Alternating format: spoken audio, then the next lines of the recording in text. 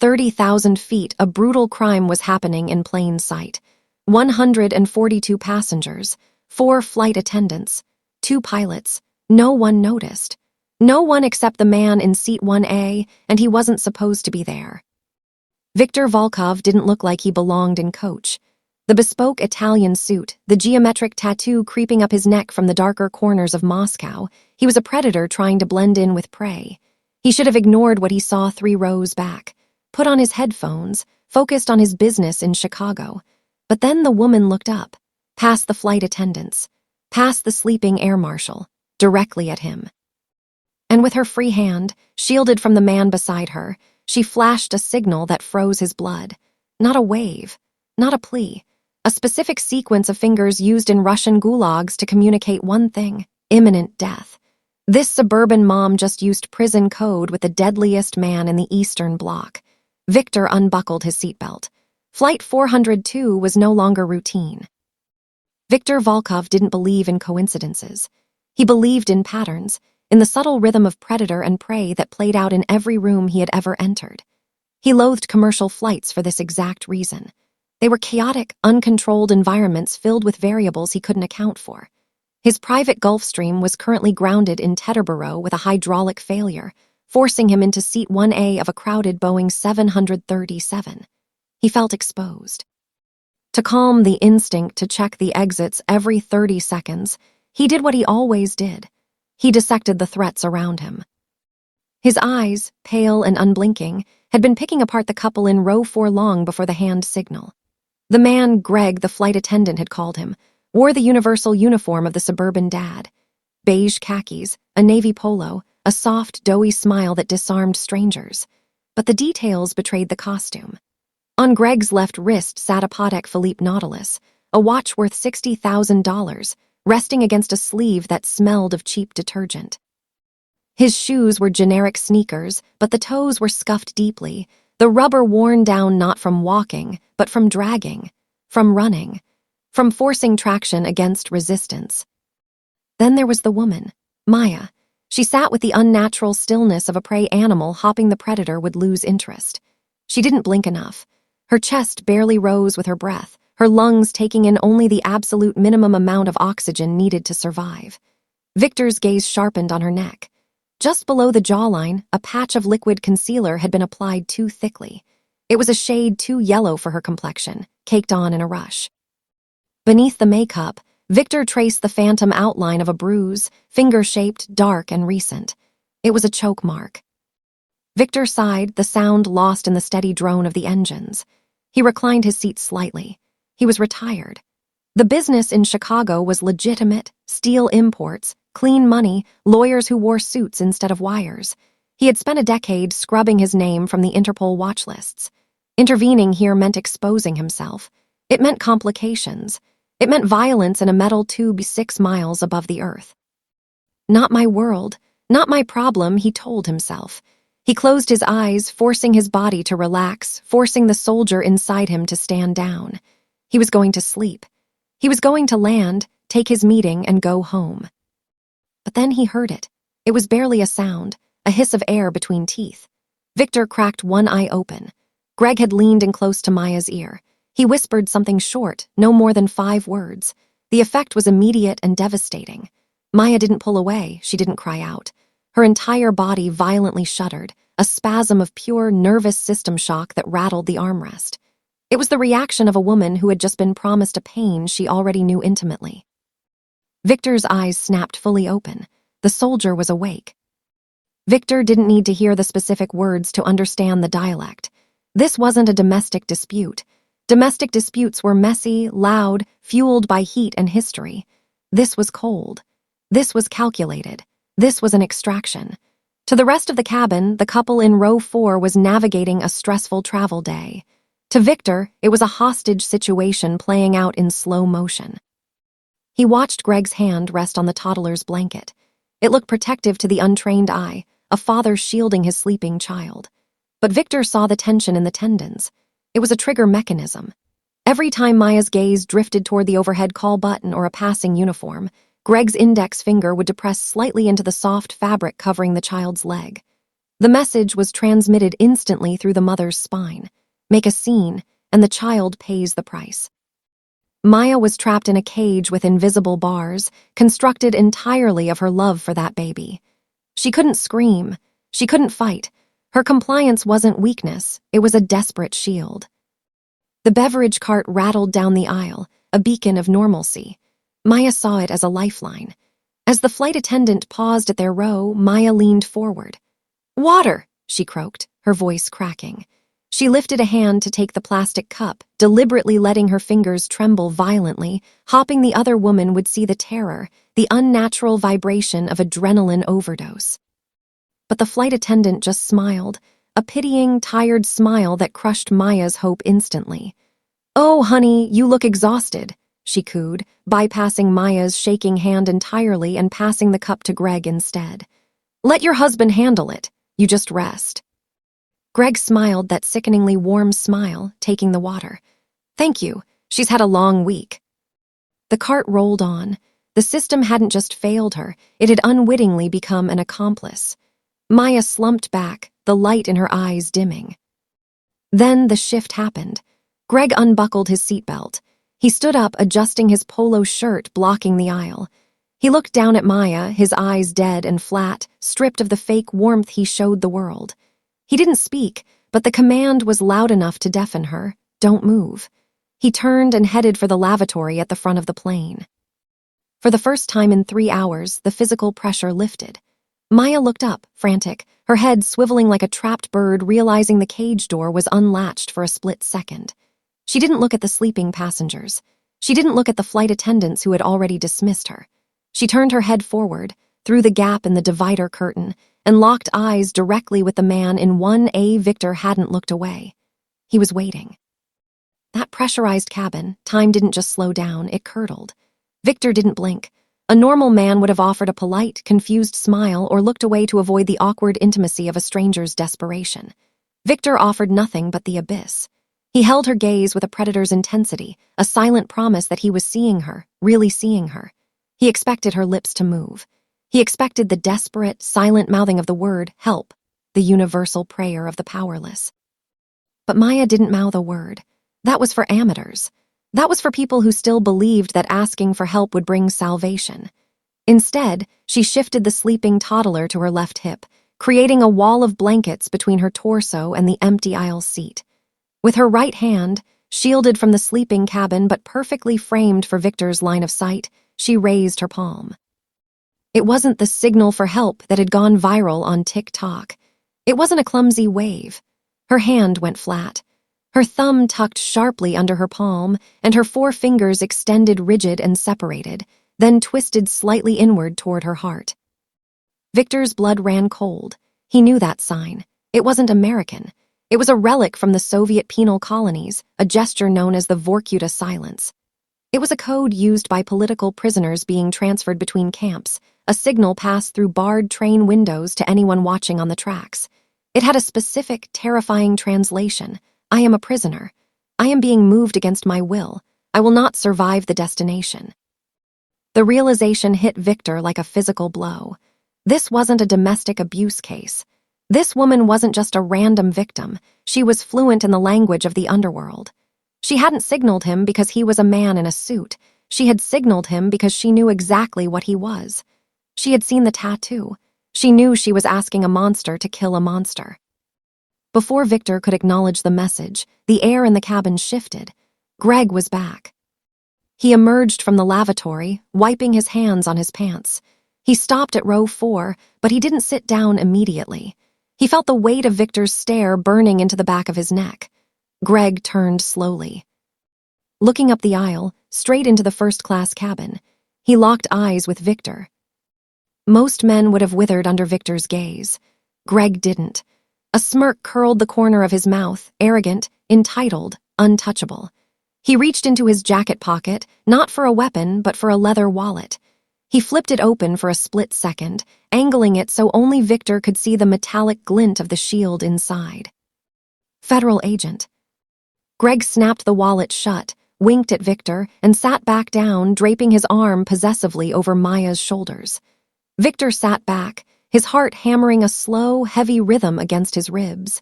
The game had just changed. He wasn't dealing with a jealous husband.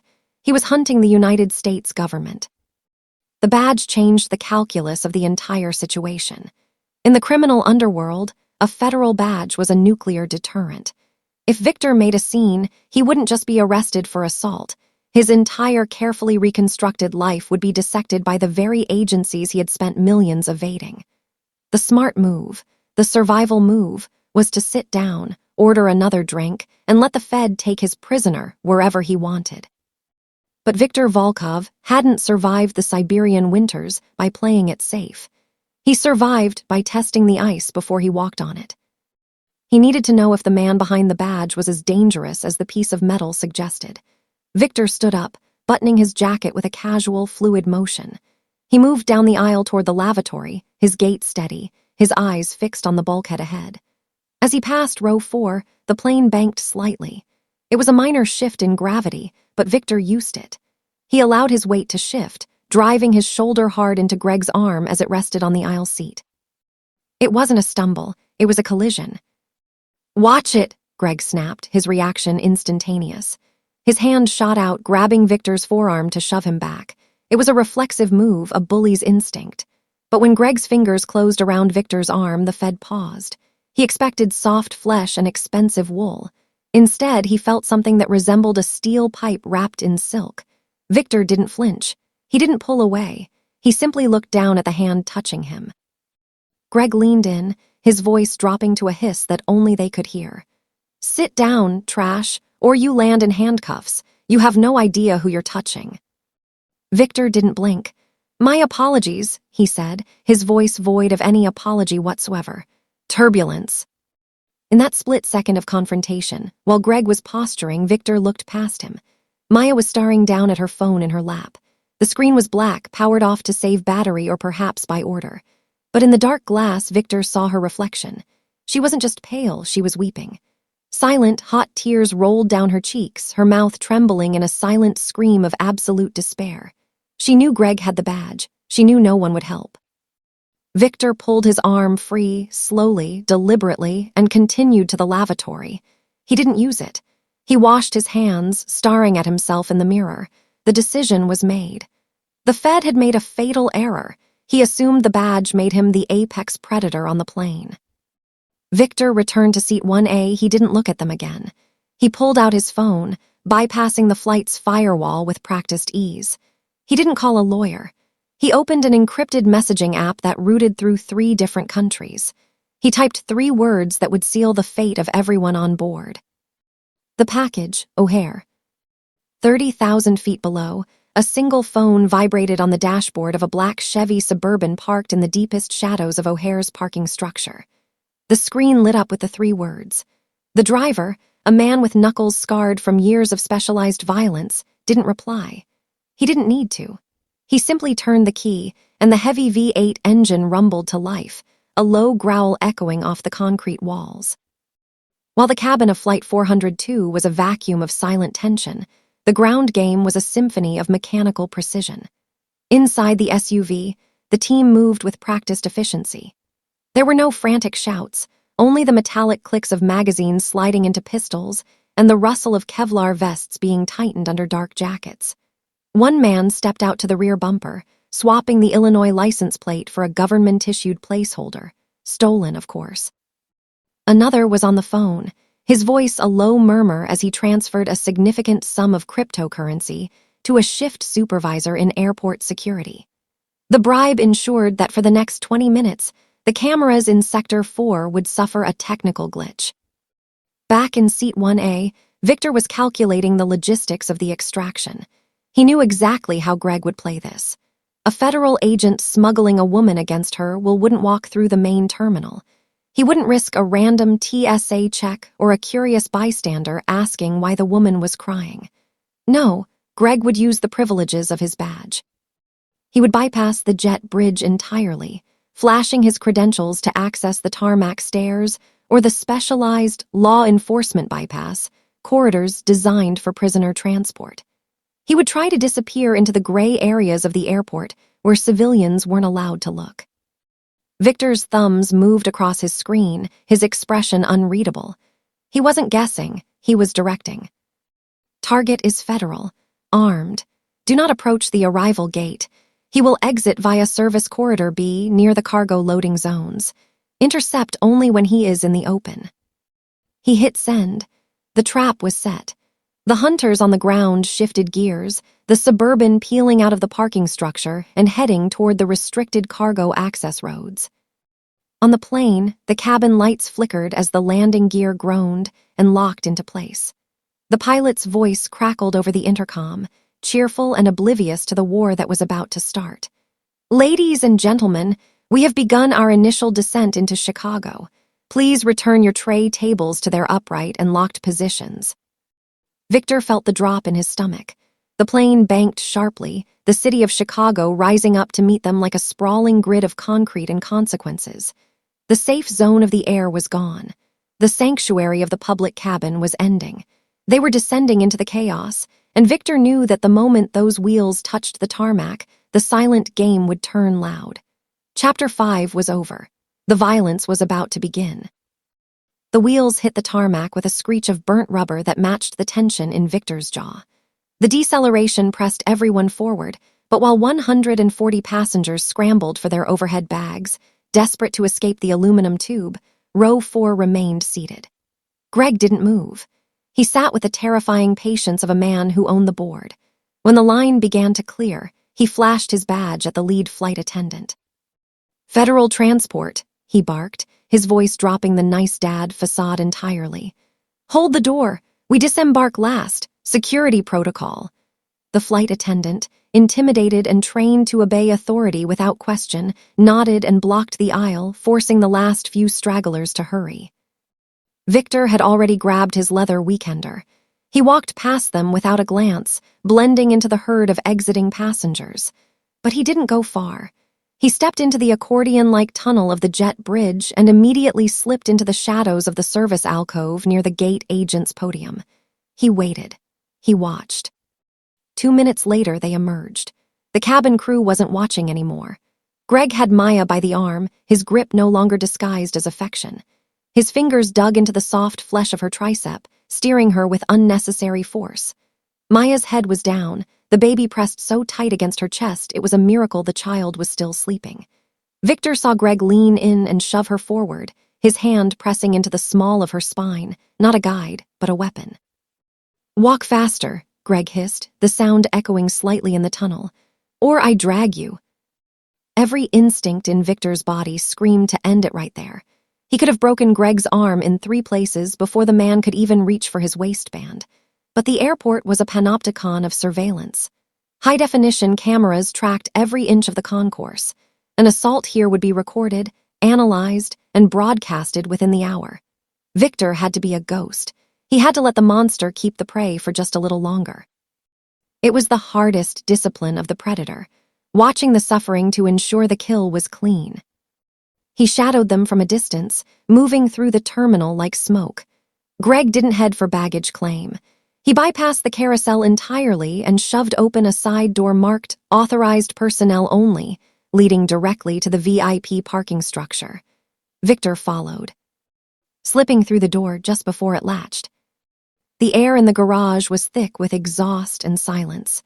Greg marched Maya toward a gray sedan idling in a restricted zone. It wasn't a marked police unit. It was a private vehicle with illegal tint. The back door popped open. Greg shoved Maya and the baby inside like luggage. But Greg didn't get in the driver's seat. He got in the back with her. The front driver's side door opened, and a large, bald man stepped out to check the perimeter.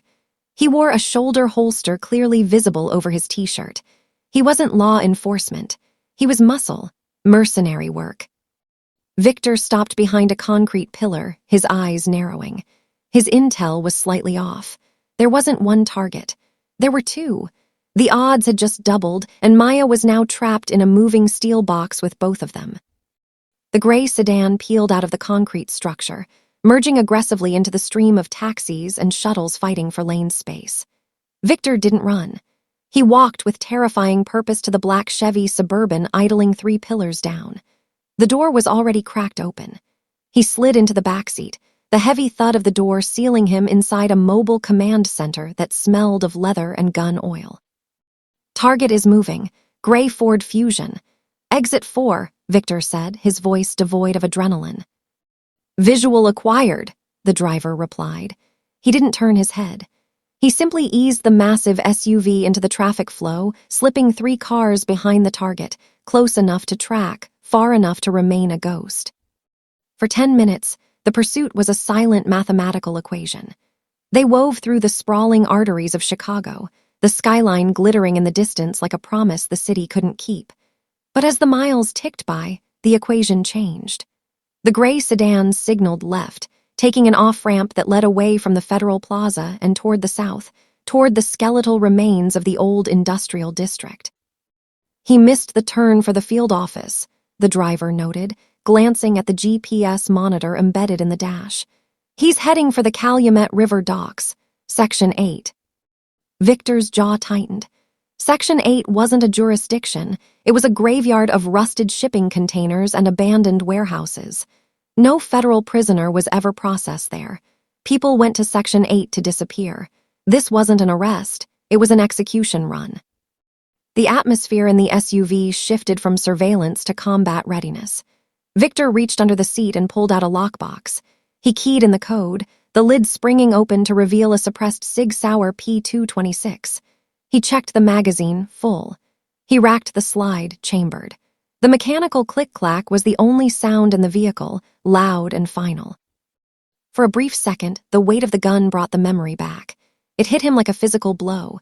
The image of a girl, 19 years old, terrified in the backseat of a car just like that one. Alina, his sister. She had made a signal too, years ago, but no one had seen it. No one had come for her. Victor had found her body 3 days later in a snowbank outside Moscow. He had promised her ghost that he would burn the world down before he let it happen again. He's slowing down, the driver warned, snapping Victor back to the present. Ahead of them, the streetlights ended. The gray sedan turned sharply onto a gravel road, kicking up dust as it disappeared behind a wall of corrugated steel fencing. A faded sign hung crookedly on the gate. No TRESPSSING, private property. It was a dead end, a kill box. Kill the lights, Victor ordered, gripping the door handle. We go in dark. The gray sedan crunched over the loose gravel and skidded to a halt in the center of the shipping yard. It was a desolate cathedral of rust and shadows, the kind of place where screams didn't echo, they just disappeared. The engine cut. Silence returned for a heartbeat, heavy and suffocating. Then the back door flew open. Greg didn't bother with the pretense of being a husband anymore.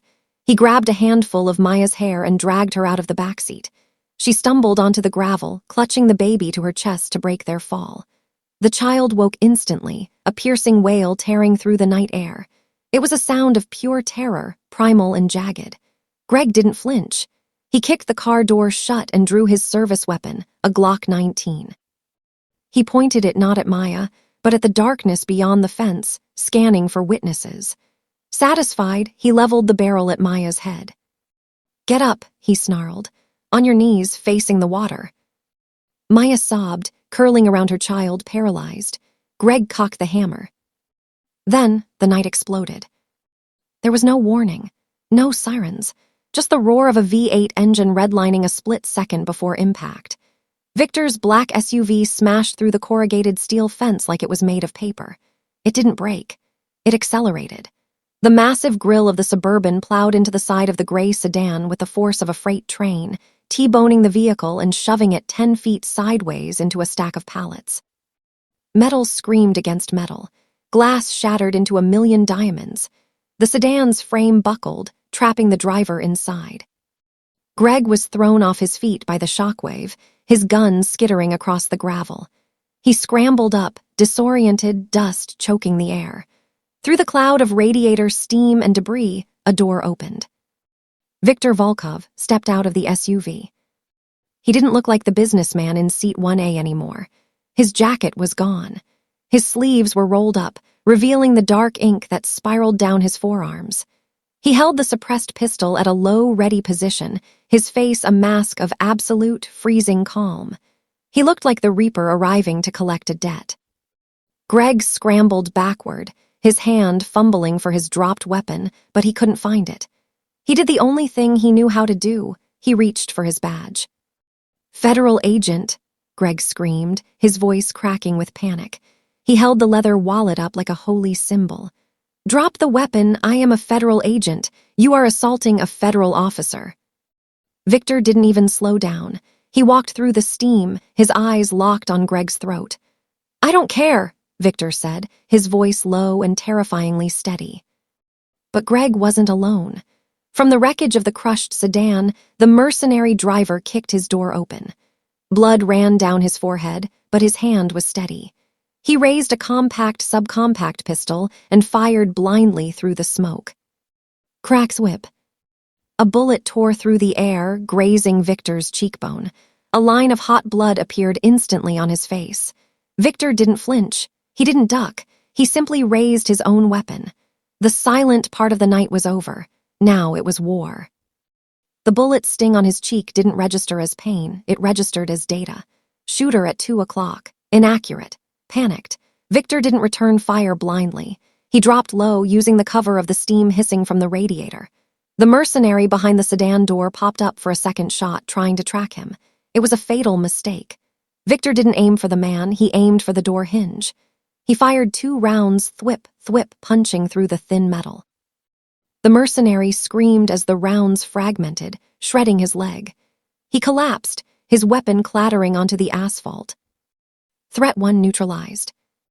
Victor pivoted. Greg had scrambled to his feet, finding his dropped Glock in the gravel. He raised it, his hands shaking violently. He was a bureaucrat, a bully who used paper and badges to intimidate, completely unprepared for the violence of the street. He fumbled with the safety. Victor was on him before the barrel could level. It wasn't a fight scene from a movie, it was ugly and efficient physics. Victor stepped inside Greg's guard, trapping the gun arm and driving his palm upward into Greg's elbow. The joint snapped with a sickening pop. Greg howled, the gun flying into the darkness. Victor didn't stop. He swept Greg's legs, driving him face first into the gravel, then hauled him up by the lapels of his expensive suit, slamming him against the crumpled hood of the sedan. "I'm a federal agent." Greg spat blood, his eyes wide with disbelief and shock. "You can't touch me, you're dead. Do you know who I am?" Victor leaned in, his face inches from the man who had terrorized a mother for 3 hours. The silence of the shipping yard returned, heavy and suffocating. "I know exactly what you are," Victor whispered, his voice terrifyingly calm. "You are a man who hides behind a badge to hurt women, to feel big, to feel powerful." Victor pressed the hot barrel of his suppressor under Greg's chin, forcing his head back. "And I am a man who hides in the dark to hurt men like you." Victor didn't pull the trigger. Death was too easy. Instead, he shifted his grip and pistol-whipped Greg across the temple. A precise, calculated blow meant to shut the lights out without cracking the skull. The Fed crumpled to the ground, unconscious. Victor signaled to his driver. 2 men from the SUV stepped out, carrying heavy-duty zip ties and a black hood. They moved with silent professionalism, scooping up the unconscious agent and the moaning mercenary. They weren't going to the police station. They were going somewhere where badges didn't work. Victor holstered his weapon. He wiped a splatter of blood from his cuff and took a breath, letting the soldier recede. He turned slowly toward the fence where Maya was huddled. She hadn't moved. She was pressing the baby so tight the child was whimpering. Her eyes were wide, fixed on Victor. She didn't see a savior. She saw a monster who had just devoured another monster. She scrambled backward in the gravel, preparing to run from the man who had just saved her life. Victor stopped. He didn't chase her. He saw the terror in her eyes, the primal instinct to flee from violence, regardless of who it was directed at. He slowly raised his hands, palms open, showing he held nothing but empty air. He knelt down in the gravel, lowering his imposing frame until he was at eye level with her, making himself smaller. He reached out, not for her, but for a small plastic object lying in the dust near his boot, the baby's pacifier. He picked it up, wiped the grit off on his expensive sleeve with surprising tenderness, and held it out. "He can't hurt you anymore," Victor said. His voice wasn't the growl of the Reaper anymore. It was the low, steady rumble of a protector. "Take it." Maya hesitated, her chest heaving, then reached out with a trembling hand to take the pacifier. She plugged it into the wailing baby's mouth, and the silence that followed was heavy. Victor reached into the inner pocket of his jacket. He didn't pull out another weapon. He pulled out a thick, heavy manila envelope. It contained $50,000 in unmarked bills, the capital meant for the steel deal he had just forfeited. He pressed the envelope into her hands. "Go," he commanded softly. "Vancouver. There is a name written on the back. He will give you new papers. Do not look back." Maya stared at the money, then up at the man with blood on his face. Tears spilled over her lashes. "Why?" she whispered, her voice cracking. "You don't even know me. Why would you do this?" Victor paused. He reached up and touched the geometric tattoo on his neck, his fingers tracing the old, jagged scar tissue underneath the ink. He looked at her with a profound, haunted sadness. "Because I know the signal," he said, "and I know what happens when no one answers it." He stood up, the soldier returning to his posture. He turned and walked back to the idling SUV without another word. 6 months later. The air in the Vancouver park was crisp and clean, smelling of pine needles instead of jet fuel and fear. Maya sat on a bench, sipping a latte, watching her son chase pigeons near the fountain. She looked different. The dark circles were gone. The fear in her shoulders had unspooled. She glanced down at the news alert on her phone.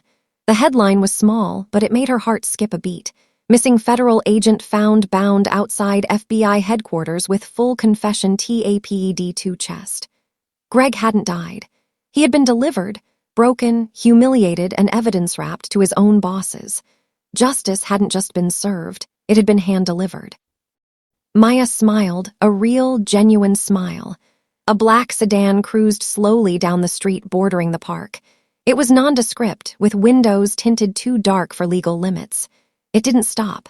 Maya didn't flinch. She simply looked up and nodded. The car's brake lights flashed once, a silent acknowledgement, and then it accelerated, disappearing into the city traffic. The wolf was still watching over the sheep.